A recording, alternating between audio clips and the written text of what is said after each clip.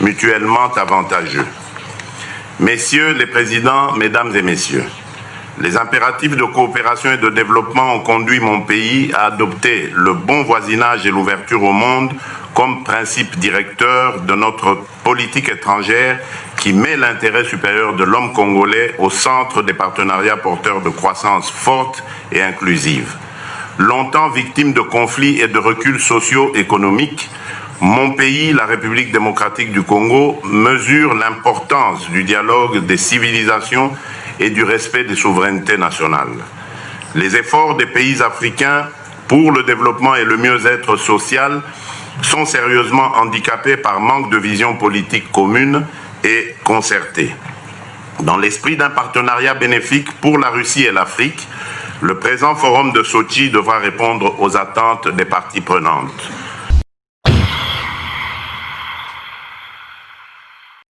Permettez-moi de donner la parole au président de la République démocratique de Congo, Monsieur Félix Tshisekedi Tshilombo.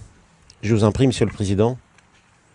Monsieur le Président de la Fédération de Russie, Monsieur le Président de la République arabe d'Égypte, coprésident du présent forum, Majesté, Messieurs les chefs d'État et de gouvernement, Monsieur le Président de la Commission de l'Union africaine, Mesdames et Messieurs les représentants des organisations régionales africaines, Mesdames et Messieurs, je voudrais tout d'abord vous exprimer, Monsieur le Président de la Fédération de Russie, et à travers vous, au gouvernement et au peuple russe, notre sincère gratitude pour l'accueil chaleureux qui nous a été réservé depuis notre arrivée sur le sol ami de la Russie. Je salue particulièrement mon frère, le président judicieux, pour réfléchir sur les orientations nouvelles et fortes dans les relations économiques entre la Russie et l'Afrique. Je n'ai aucun doute que nos échanges de Sochi aboutiront à la promotion d'un partenariat Russie-Afrique mutuellement avantageux.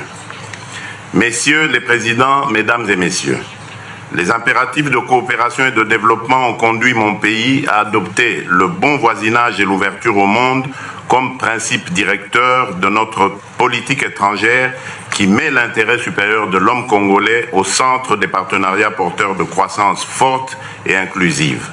Longtemps victime de conflits et de reculs socio-économiques, mon pays, la République démocratique du Congo, mesure l'importance du dialogue des civilisations et du respect des souverainetés nationales. Les efforts des pays africains pour le développement et le mieux-être social sont sérieusement handicapés par manque de vision politique commune et concertée. Dans l'esprit d'un partenariat bénéfique pour la Russie et l'Afrique, le présent forum de Sochi devra répondre aux attentes des parties prenantes. Messieurs les présidents, mesdames et messieurs, du fait de sa population, sa superficie, son écosystème, ses ressources du sol et du sous-sol et de son potentiel hydroélectrique, la République démocratique du Congo, qui partage ses frontières avec 9 pays, demeure un maillon important dans le développement de l'Afrique. Selon la Banque africaine de développement, l'Afrique a besoin d'importants investissements situés entre 130 et 170 milliards de dollars par an, avec un gap de 68 à 108 milliards de dollars. La forte dépendance au secteur minier n'a pas été propice à l'émergence des économies africaines. Dans le cas spécifique de mon pays, entre 2010 et 2014, les entreprises minières et pétrolières ont mobilisé des revenus de l'ordre de 48 milliards et demi de dollars, alors que le pays n'en a tiré que 6 milliards 9 de revenus. Les multinationales investissent continuellement en République démocratique du Congo, comme dans les autres pays africains à haut potentiel minier. Il est cependant surprenant de constater qu'elles sont peu sensibles aux sirènes entretenues par les médias dominants à l'échelle mondiale, qui dépeignent le continent comme le réservoir de tous les malheurs, la zone rouge de tous les investisseurs.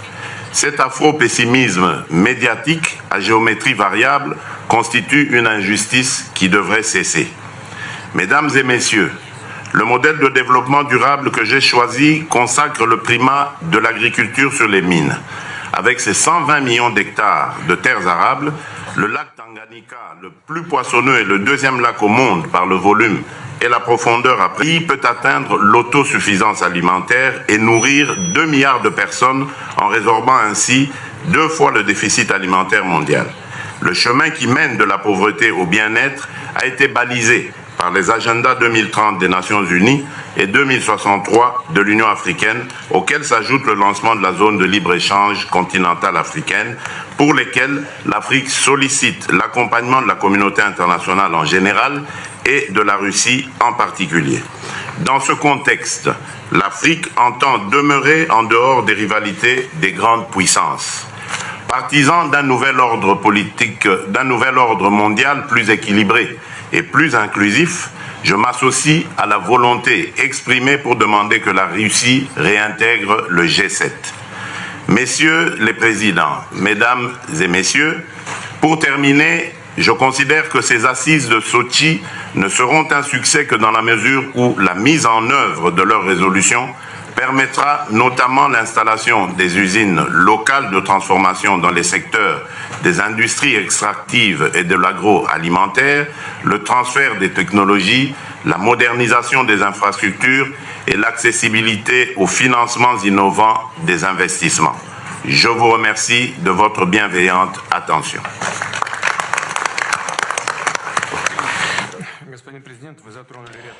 Monsieur le Président, vous avez évoqué plusieurs questions très intéressantes. Je ne vais pas m'attarder sur toutes ces questions-là, mais je vous remercie bien évidemment pour l'appréciation que vous avez donnée de l'importance de notre forum. Mais en ce qui concerne la répartition juste des revenus d'exploitation des ressources, c'est une question qui se pose devant tous ceux qui travaillent dans ce domaine-là.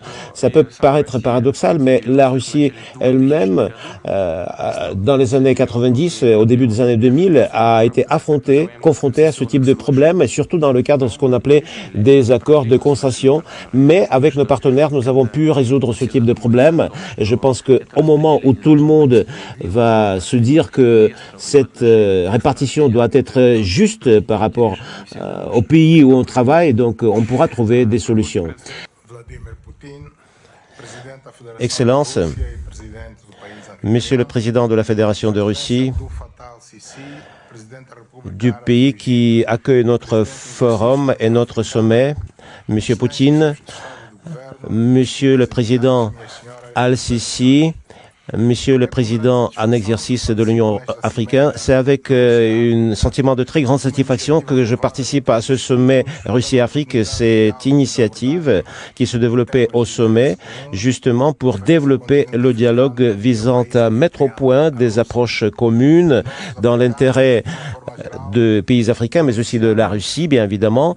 Nous, Africains, nous bénéficions beaucoup des relations solidaires que nous avons avec le peuple russe, qui nous a aidés encore dans les années de la lutte pour l'indépendance, dans la période de libération nationale. Notre République exprime également la solidarité avec les efforts qui ont été consentis et qui nous ont permis de préserver notre souveraineté et de passer à l'étape du développement indépendant. Nous soutenons également les aspirations qui sont formulées dans ce sens par d'autres peuples africains. La participation de la Russie à ce type d'activité nous permet aujourd'hui de mieux définir nos activités dans l'intérêt de tous, de la Russie, mais aussi des pays africains. Ceci se base sur les conditions de la paix, de la sécurité et du développement durable. Et dans ce sens, il est très important de développer entre la Russie et le continent africain des relations qui pourraient contribuer à la résolution des problèmes auxquels nous sommes face aujourd'hui.